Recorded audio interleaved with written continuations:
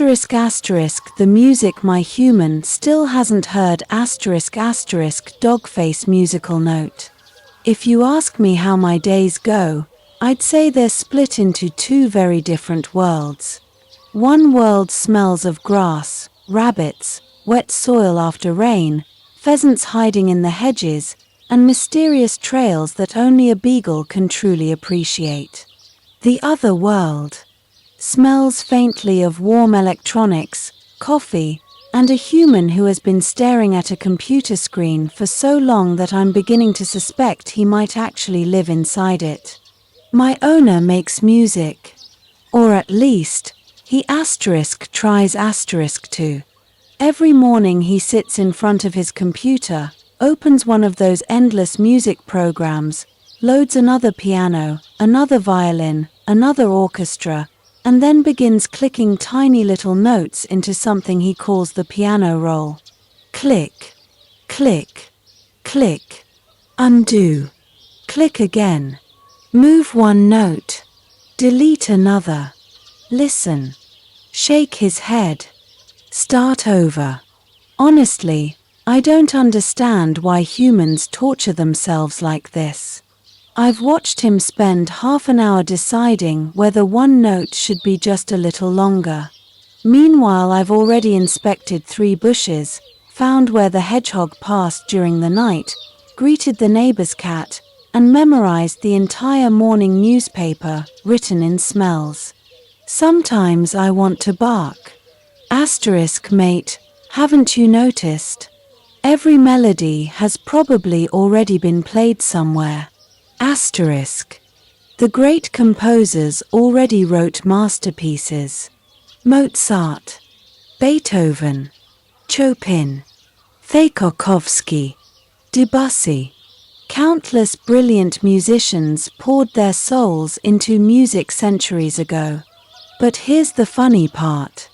People today rarely stop to admire perfection. Instead, they react to something entirely different. A shocking headline, an angry comment, a dramatic argument, a video that pokes at someone's fears, a story that touches an old wound. The strongest emotions often come not from beauty, but from conflict. Humans are strange creatures. If only my owner asked for my opinion, I'd tell him there's still one orchestra that never repeats itself. Nature. Now asterisk asterisk that's asterisk asterisk a composer.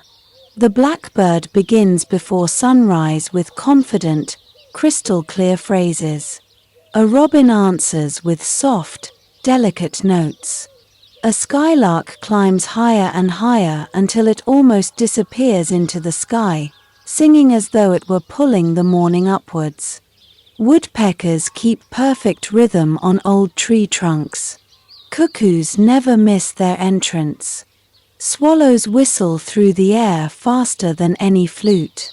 Even crows, although not exactly elegant singers, know exactly when it's their turn. Nobody argues about tempo. Nobody edits the recording. Nobody asks whether the mix needs more reverb.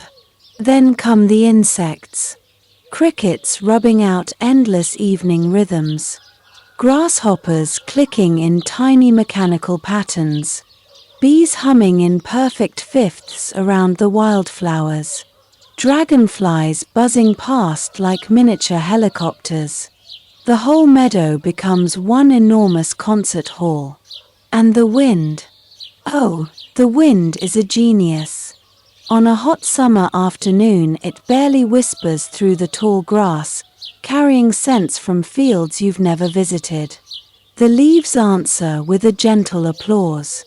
Everything slows down. Even I stop sniffing for a moment. But just before a thunderstorm, that's a completely different performance. The air becomes heavy. The trees begin speaking in deeper voices. Long gusts rush across the fields. Branches creak. The grass bends all in one direction as if bowing before an invisible conductor. Some birds suddenly fall silent. Others give short warning calls. Even the insects seem to know something important is coming. Then, silence. The kind of silence that makes your ears listen harder. And finally, thunder. Not too early. Not too late. Exactly when it should arrive. No computer could ever place that note so perfectly. When my owner finally closes his music software, stretches his back, sighs, and asks, "Fancy a walk?" I wag my tail before he's even finished the sentence. Because I know where the real concert begins. No headphones. No plugins. No endless editing. Just forests, fields, birds, wind, insects. And one lucky beagle with the best front row seat in the world. Perhaps one day my human will stop chasing the perfect melody on his screen. Perhaps he'll hear the one that's been waiting outside all along. And if he doesn't, well, I'll keep dragging him there every evening. After all, every great composer deserves a good music teacher. Even if that teacher has 4 paws, floppy ears, and spends half the lesson sniffing rabbit tracks.